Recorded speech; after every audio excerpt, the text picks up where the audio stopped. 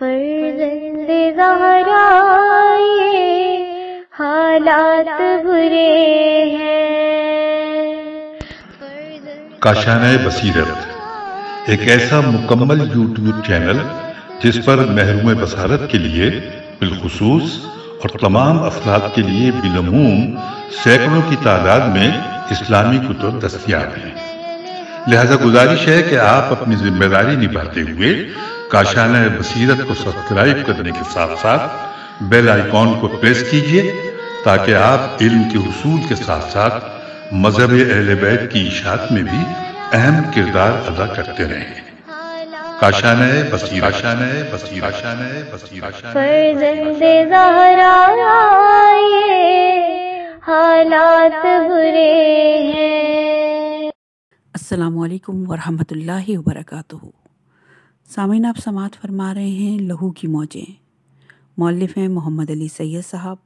آج ہم آپ کے سامنے اس کی 12ویں ریکارڈنگ پیش کر رہے ہیں، صفحہ نمبر 327۔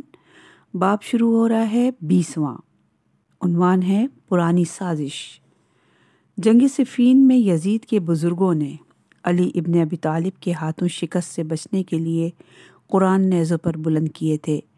آج یزید اپنی شکست سے بچنے کے لیے علی بن ابی طالب کے پوتے کی تقریر کو بے وقت اذان دلوا کر روکنا چاہتا تھا۔ دربار سجا ہوا تھا، فرش پر دبیس قالین بچھے ہوئے تھے، باریک ریشمی پردے ہوا میں سرسرا رہے تھے۔ زرق برق لباسوں میں ملبوس کنیزیں اور غلام ہوشیار اور مستعد کھڑے تھے۔ سنہری کرسیوں پر بیٹھے ہوئے مختلف قبیلوں کے سربراہ، درباری علماء اور دوسرے لوگوں کے سفارتی نمائندے اپنی اپنی نشستوں پر برجمان تھے۔ کنیزیں رنگ برنگ کے لباس پہنے شیشے کے جاموں میں شراب لیے ایک ایک درباری کے پاس آ جا رہی تھیں۔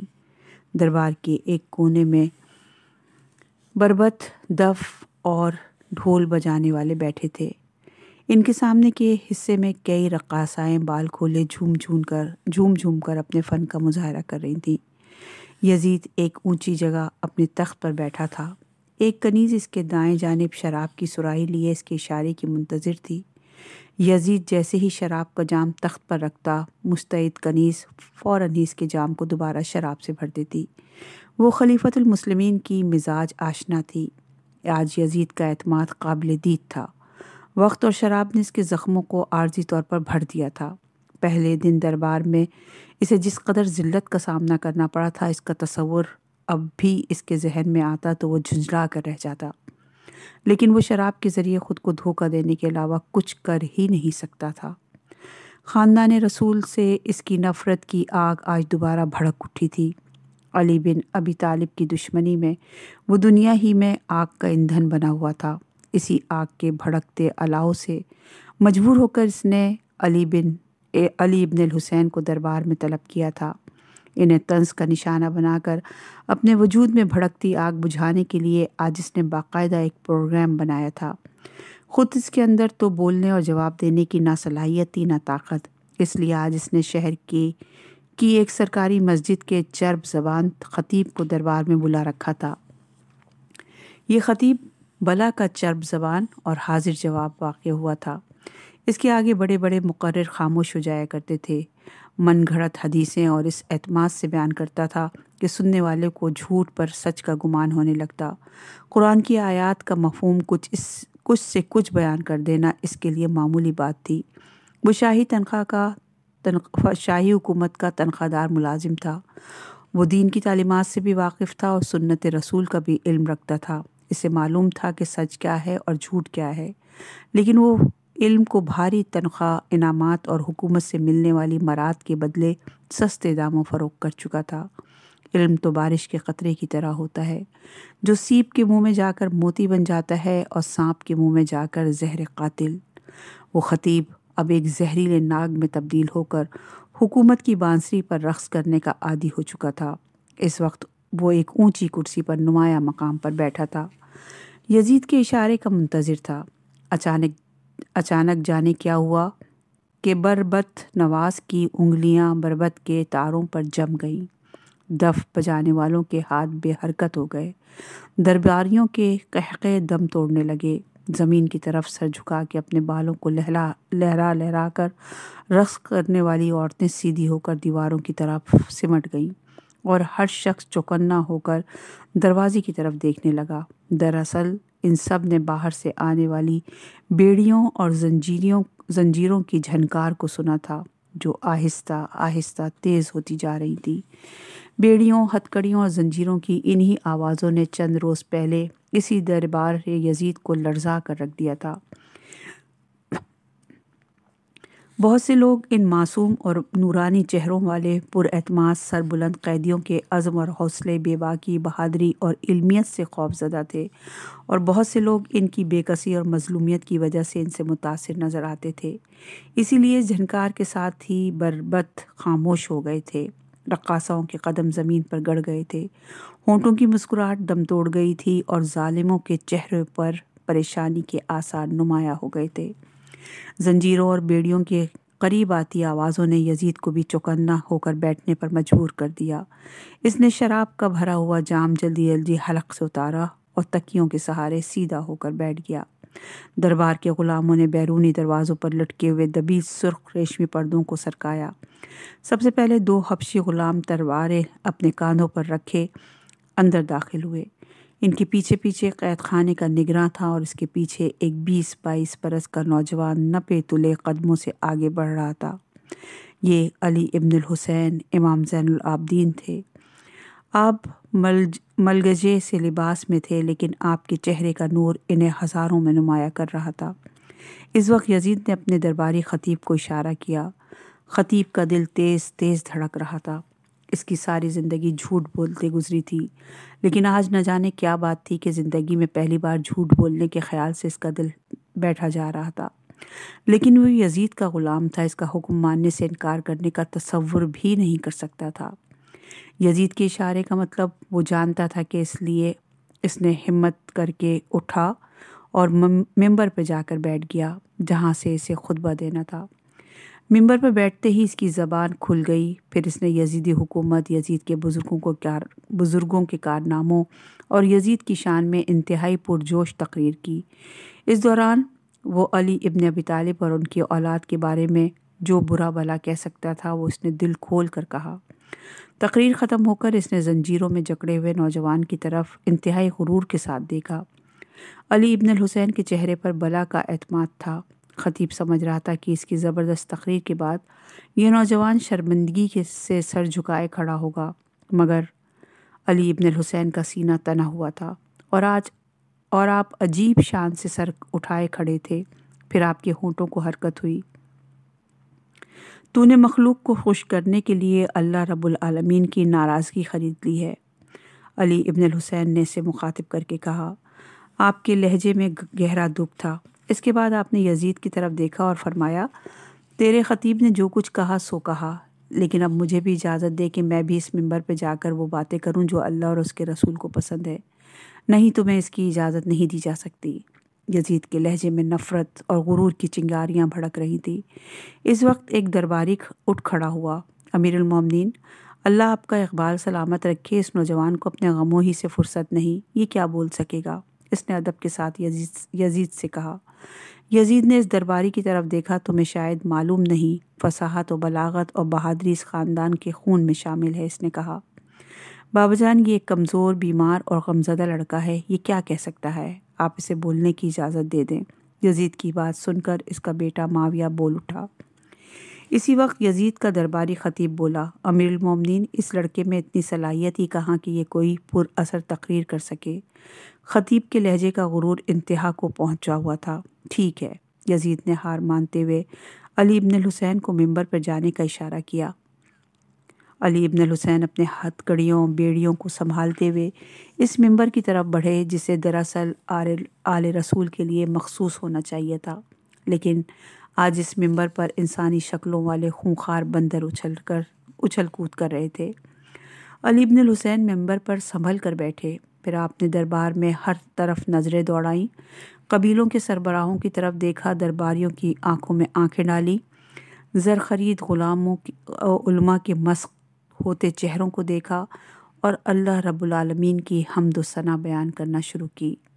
آپ کی آواز کا اعتماد، لہجے کی سچائی اور چہرے پہ پھیلا ہوا ابدی سکون سننے والوں کو حیران کر رہا تھا۔ اللہ کی حمد و ثنا بیان کرنے کے بعد آپ نے محمد اور آل محمد پر درود پڑھا۔ درود پڑھتے پڑھتے آپ کی آنکھوں میں آنسو آ گئے۔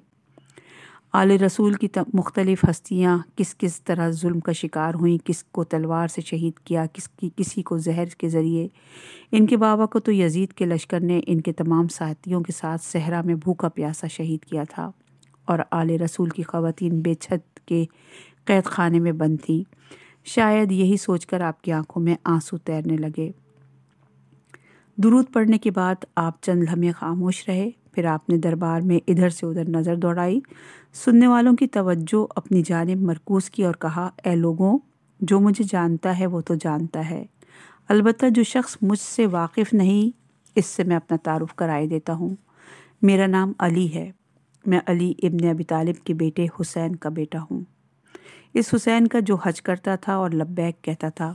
میں صفا اور زمزم کا فرزند ہوں، میں رسول اسلام کا بیٹا ہوں، میں اس حسین کا بیٹا ہوں جسے آخری سانس تک پیاسا رکھا گیا، میں اس حسین کا بیٹا ہوں جسے کربلا کی ریت پر لٹا دیا گیا، میں اس کا بیٹا ہوں جس کے خاندان کی عورتوں بچوں کو قیدی بنا لیا گیا، میں اس حسین کا بیٹا ہوں جس کے بچوں کو بغیر کسی جرم کے ذبح کر دیا گیا۔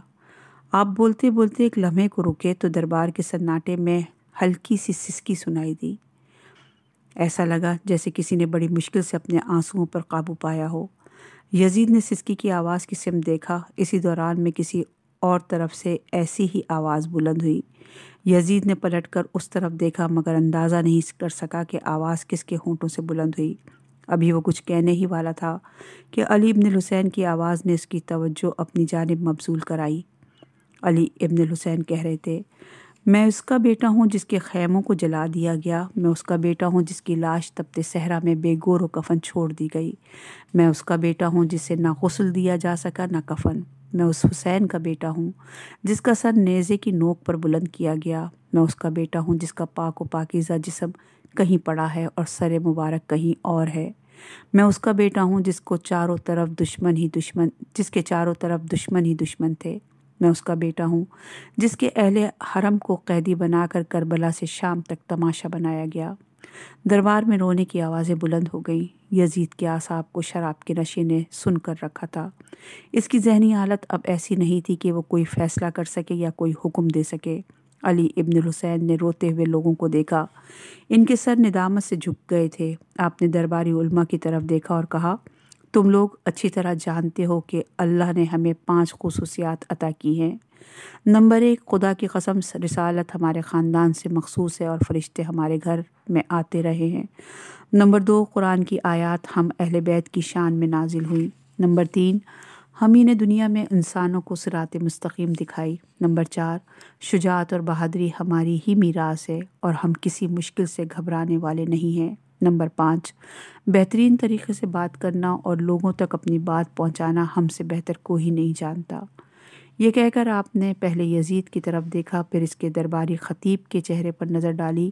خطیب کا سر جھکا ہوا تھا اور یزید اسے غصے سے گھور رہا تھا کیونکہ اس نے علی ابن الحسین کو تقریر کی اجازت دینے کی سفارش کی تھی۔ علی ابن الحسین نے دوبارہ سارے دربار پر نظر دوڑائی اور فرمایا، سیدھے راستے کی طرف رہنمائی کرنا اور علم طلب کرنے والے کو علم کی دولت سے فیضیاب کرنا ہماری عادت ہے۔ زمین و آسمان میں ہمارا مرتبہ سب سے بلند ہے۔ اگر ہم نہ ہوتے تو خداوند عالم اس دنیا ہی کو خلق نہ فرماتا۔ فخر کرنے کا اعزاز صرف ہم ہی کو حاصل ہے۔ قیامت کے دن ہمارے دوست حوض کوثر سے سیراب ہوں گے اور ہمارے دشمن اپنے برے اعمال کی سزا پائیں گے۔ ابھی آپ کچھ اور کہنا چاہتے تھے کہ دربار میں ہلچل مچ گئی۔ کئی افراد روتے روتے اپنا سر پیٹنے لگے۔ یزید بڑبڑا کر اپنی جگہ کھڑا ہو گیا۔ اس کا نشہ ہرن ہو گیا تھا۔ اس نے چیخ کر درباری مؤذن کو حکم دیا، اذان شروع کرو، اذان شروع کرو۔ یزید لوگوں کو روتے ہوئے دیکھ کر ڈر گیا تھا کہ دربار میں کوئی ہنگامہ نہ کھڑا ہو جائے، اسی لیے وہ اذان دلوا کر علی ابن الحسین کی تقریر کو روکنا چاہتا تھا۔ اس کے بزرگوں نے جنگ میں شکست سے بچنے کے لیے علی ابن ابی طالب کے سامنے قرآن نیزوں پر بلند کیے تھے۔ آج یزید اپنی شکست سے بچنے کے لیے علی کے پوتے کی تقریر کو بے وقت اذان دلوا کر روکنا چاہتا تھا۔ مؤذن کی آواز بلند ہوئی، اللہ اکبر۔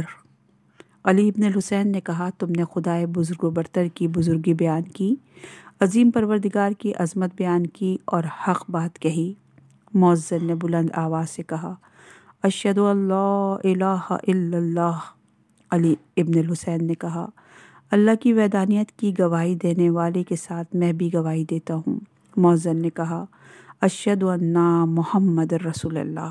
یہ سن کر امام علیہ السلام کی آنکھوں میں آنسو بھر آئے۔ جب مؤذن دوسری مرتبہ یہ کلمہ ادا کر چکا تو علی ابن الحسین نے اپنے آنسوؤں کو صاف کیا اور یزید کو مخاطب کر کے بولا، اب ایک بات کا جواب دے یزید کہ محمد رسول اللہ جن کی نبوت کی گواہی تو سن رہا ہے، یہ محمد تیرے جد تھے یا میرے؟ آپ کے جد تھے، یزید کے منہ سے بے اختیار نکل گیا۔ اگر یہ میرے جد تھے تو پھر ان کی اہل بیت کو تو نے آخر کس جرم میں قتل کیا؟ امام نے سوال کیا۔ یزید نے اپنا منہ پھیر لیا، اس کے چہرے کی کالک اور گہری ہو گئی تھی۔ وہ اس سوال کا جواب کس طرح دے سکتا تھا؟ اس وقت اس کے دماغ میں غصے کی آگ بھڑک اٹھی تھی۔ اس نے گردن گھما کر اپنے درباری خطیب کو دیکھا، تم کہہ رہے تھے نا کہ لڑکا کیا تقریر کرے گا؟ مجھے کیا معلوم تھا کہ نوجوان ایسی تقریر کر سکتا ہے؟ خطیب نے ندامت سے سر جھکاتے ہوئے کہا، کیا تم نہیں جانتے کہ یہ خاندان نبوت کا ایک فرد ہے؟ یزید دانت پیستے ہوئے بولا، اگر یہ بات سچ ہے تو یہ نوجوان خاندان رسالت کا ایک فرد ہے، تو پھر امیر المومنین آپ نے اس کے باپ کو قتل کیوں کیا؟ خاندان نبوت کی عورتوں کو بے پردہ کر کے تماشا کیوں بنایا؟ درباری خطیب بے ساختہ بول اٹھا، تو مجھ سے سوال کر رہا ہے؟ یزید جھنجھلا کر چیخا۔ پھر اس نے اپنے ایک جلاد کو اشارہ کیا۔ جلاد تیزی سے اس کے قریب آیا، ہمارا زر خرید غلام شاید اس قیدی کے ساتھ مل گیا ہے، حکومت کے خلاف بغاوت کرانا چاہتا ہے، دیکھتا کیا ہے، اڑا دے اس کا سر۔ خطابت کے جوش میں اپنی حیثیت بھول گیا۔ یزید کے منہ سے جھاگ نکل رہے تھے اور اس سے پہلے کہ درباری خطیب اپنی صفائی میں کچھ کہتا، جلاد کی تلوار اس کا سر اڑا چکی تھی۔ یزید کے تنخواہ دار خطیب کی لاش زمین پر بے حرکت پڑی تھی۔ اس کی گردن سے بہنے والا خون سیاہ ہو کر اس کی گردن کے ارد گرد جم گیا تھا۔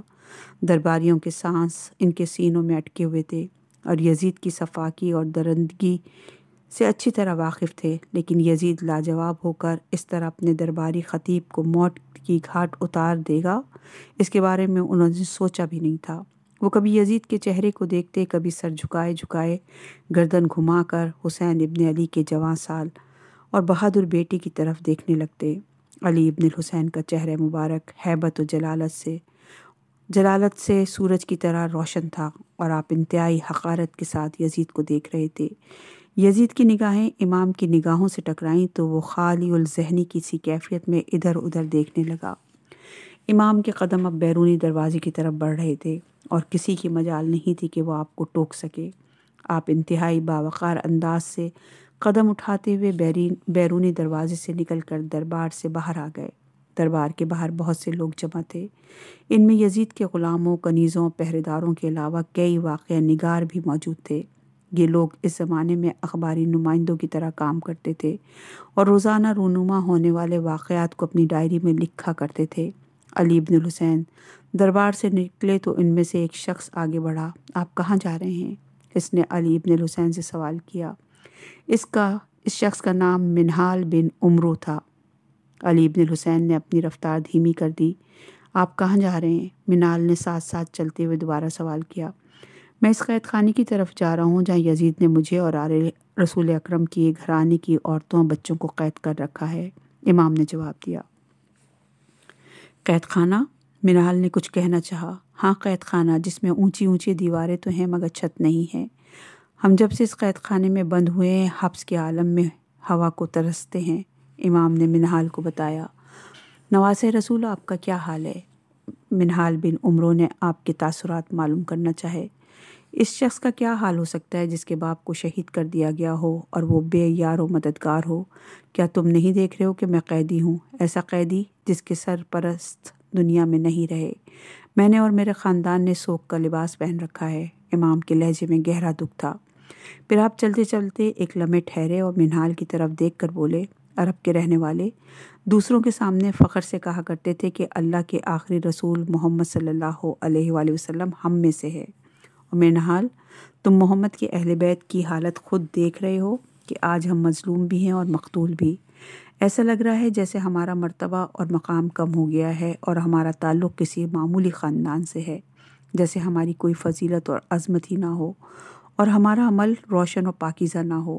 عزت، شہرت اور حکومت صرف یزید اور اس کے فوجیوں ہی کے لیے مخصوص ہو گئی ہو، جیسے محمد رسول اللہ صلی اللہ علیہ وآلہ وسلم کے بیٹے دنیا کے ذلیل ترین لوگوں میں شمار ہونے لگے ہوں۔ علی ابن الحسین نے تاریخ کے صفحات پر اپنے تاثرات درج کیے اور قید خانے کے نگراں کے ساتھ قید خانے کی طرف مڑ گئے۔ صفحہ نمبر ہے 342۔ باب شروع ہو رہا ہے 21واں اور عنوان ہے نبی کی نشانی۔ ہم عیسائی گدھے کے سم کا احترام صرف اس لیے کرتے ہیں کہ شاید یہ سم ہمارے نبی کی ایک نشانی ہے۔ صدیوں سے ہم نے اپنی نبی کی نشانی کو سینے سے لگا رکھا ہوا ہے، اور ایک تم مسلمان ہو کہ ابھی تمہارے نبی کا کفن بھی میلا نہیں ہوا کہ تم نے اس کی اولاد کو خون میں نہلا دیا۔ کربلا کے مظلوم قیدیوں کو یزیدی حکومت کے دارالسلطنت دمشق میں آئے ہوئے کئی ہفتے گزر چکے تھے۔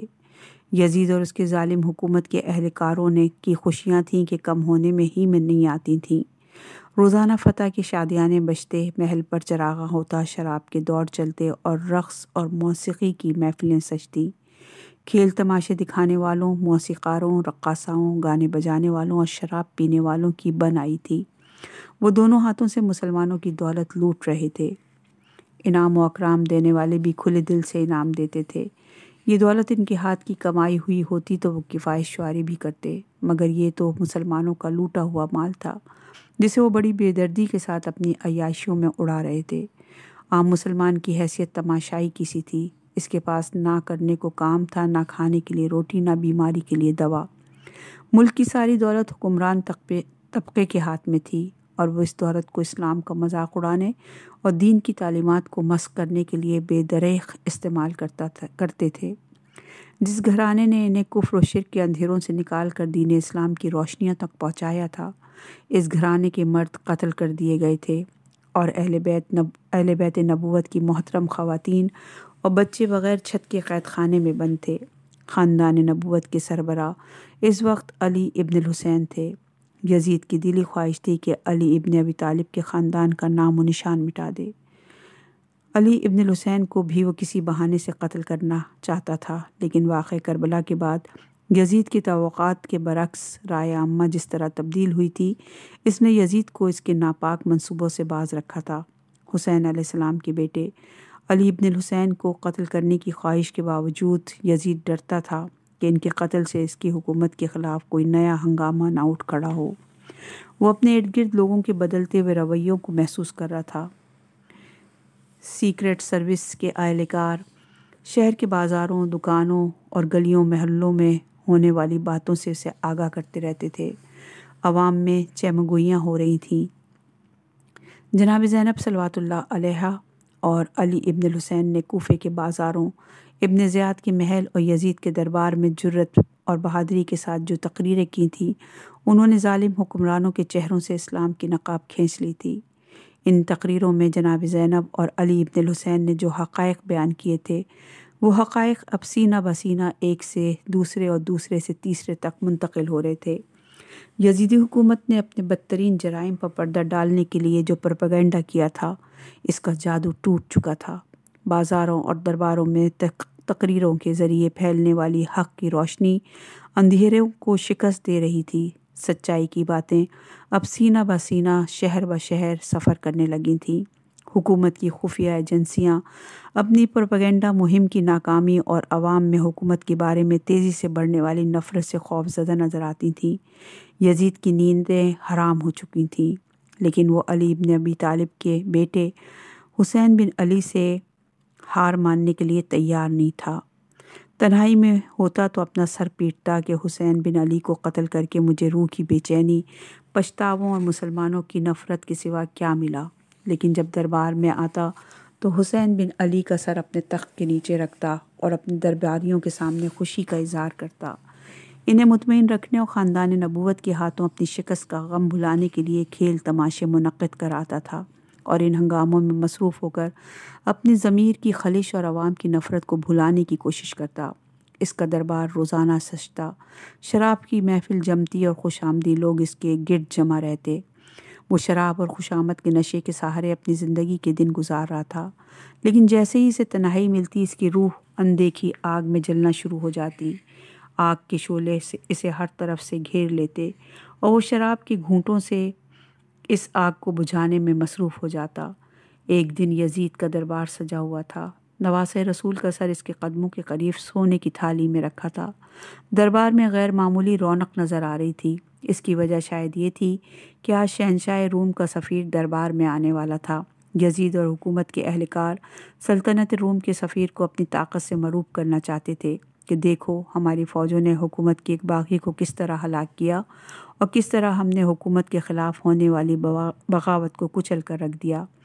انہیں معلوم تھا کہ رومی سفیر یہاں سے جا کر جب اپنے ملک میں یزید کی حکومت اور شان و شوکت کا تذکرہ کرے گا تو رومی حکومت یزیدی طاقت کے آگے سر اٹھانے کا تصور بھی نہیں کر سکے گی۔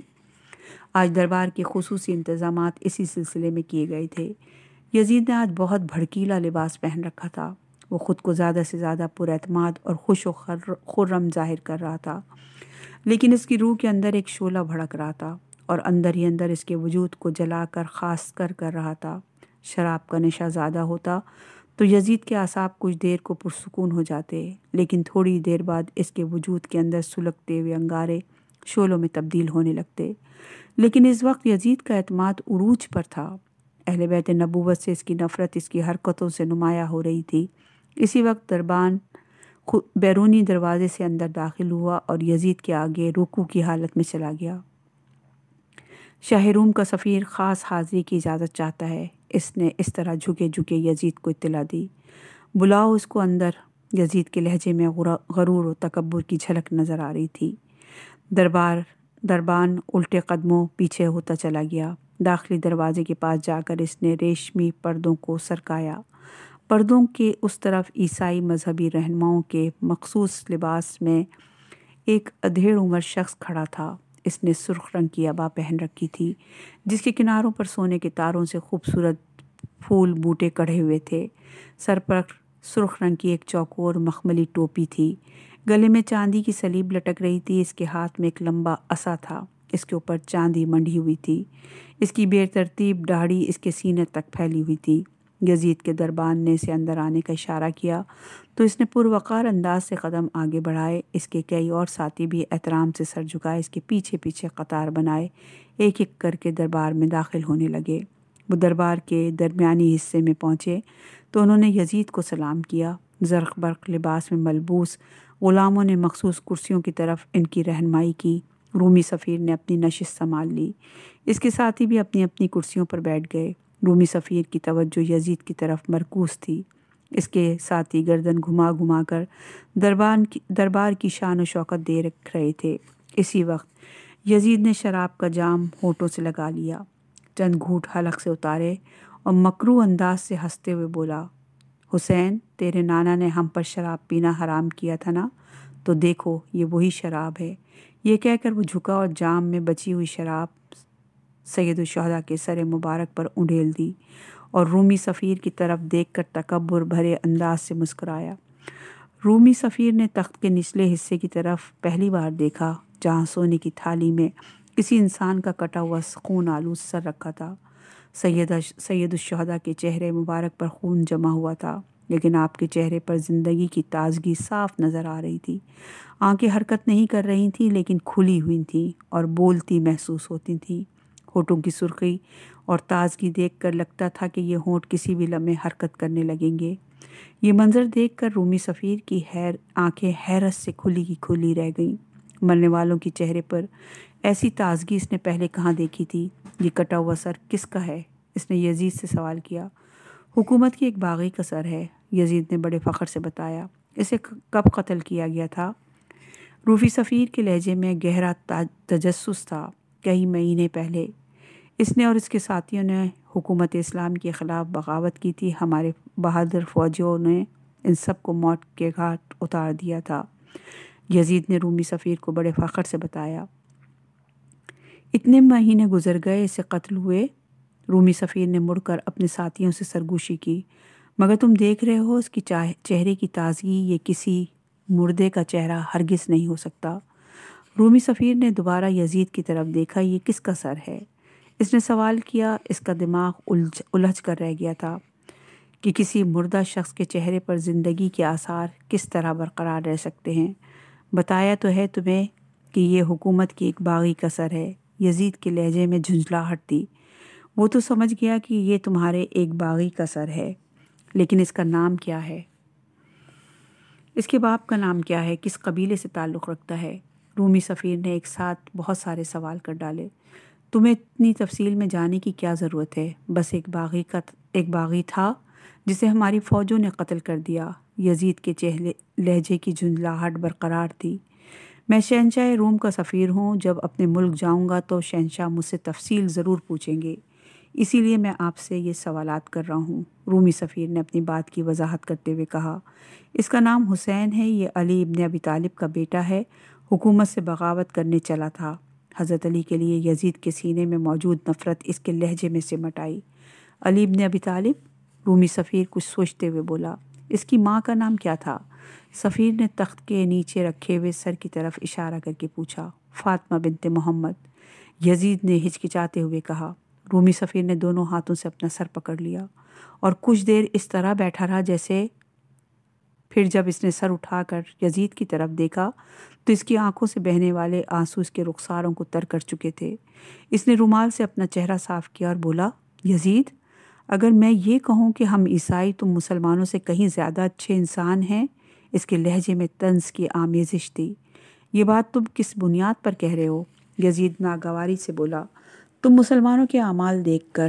رومی سفیر نے بے ساختہ جواب دیا، تم کہنا کیا چاہتے ہو؟ یزید غرا کر بولا، تم نے کبھی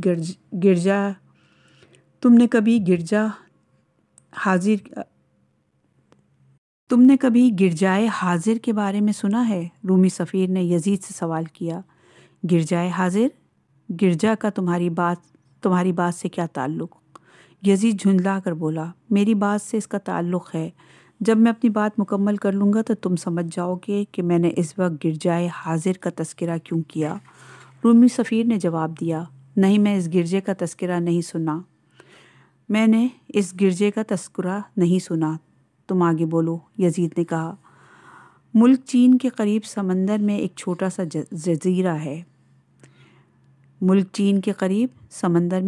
سا جزیرہ ہے۔ اس خوبصورت جزیرے میں کافور کے درخت پائے جاتے ہیں۔ یہ جزیرہ تمام عیسائیوں کے لیے بے حد مقدس اور متبرک جگہ ہے۔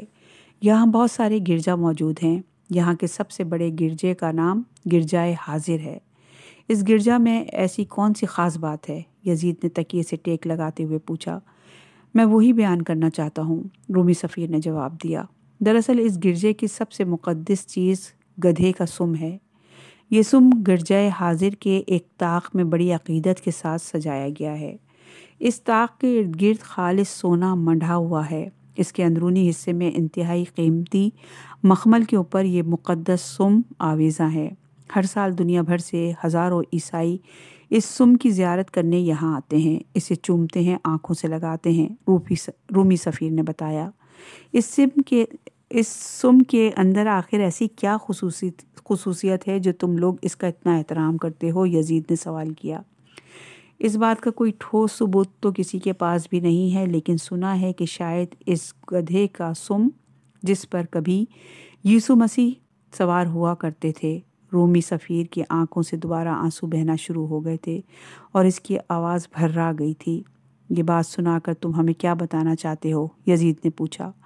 میں یہ بتانا چاہتا ہوں کہ ہمارے نبی کو گزرے ہوئے صدیاں بیت چکی ہیں، لیکن ہم عیسائی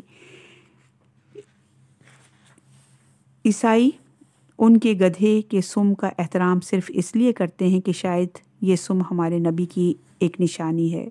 صدیوں سے ہم نے اپنے نبی کی نشانی کو سینے سے لگا کر رکھا ہوا ہے، اور ایک تم مسلمان ہو کہ ابھی تمہارے نبی کا کفن بھی میلا نہ ہوا ہوگا کہ تم نے ان کی اولاد کو خون میں نہلا دیا، ان پر ظلم کے پہاڑ توڑ ڈالے، اور اس وقت تم اپنے نبی کے پیارے نواسے حسین بن علی کے سر کو اپنے تخت کے نیچے رکھ کر فتح کا جشن بنا رہے ہو۔ تم مسلمان اپنے رسول کی نشانیاں مٹاتے ہو، ہم اپنے نبی کی نشانیوں کی حفاظت کرتے ہیں، ان کا احترام کرتے ہیں۔ اب تم ہی بتاؤ کہ تم مسلمان زیادہ اچھے ہو یا ہم عیسائی جنہیں تم کافر و مشرک سمجھتے ہو؟ رومی سفیر نے بھرائی ہوئی آواز میں اپنی بات مکمل کر کے دربار میں کرسیوں پر بیٹھے درباری علماء کو حقارت سے دیکھا، جو شرمندگی اور ندامت کے مارے اپنی داڑھیاں کھجا رہے تھے۔ اس کے بعد اس کی نگاہیں یزید کے چہرے پر جم گئیں۔ ہمارا دین اسلام تمہارے دین سے برتر ہے، یزید غرایا۔ ہمارا دین اسلام؟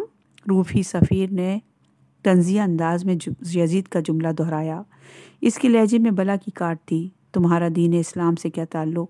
تمہارا تو اس دین سے بھی وہی تعلق ہے جو ایک کلہاڑی کا کسی درخت سے ہوتا ہے۔ تم نے اس درخت کی سایہ دار شاخیں کاٹ کر پھینک دی اور اب کہتے ہو ہمارا دین اسلام۔ سفیر کی آواز غصے اور صدمے سے لرز رہی تھی۔ اس کے لہجے کی سچائی نے سننے والوں کو ہلا کر رکھ دیا تھا۔ یزید کے پاس رومی سفیر کی کسی بات کا کوئی جواب نہیں تھا۔ وہ سچائی کا مقابلہ کس طرح کر سکتا تھا؟ اس کی حکومت کی ساری طاقت ہی جھوٹ کے سہارے قائم تھی۔ ایسے میں سچائی کا جواب صرف تلوار ہی سے دیا جا سکتا تھا۔ اس طرح کے سچ بولنے والوں کی آواز کو خاموش کر دیا جائے۔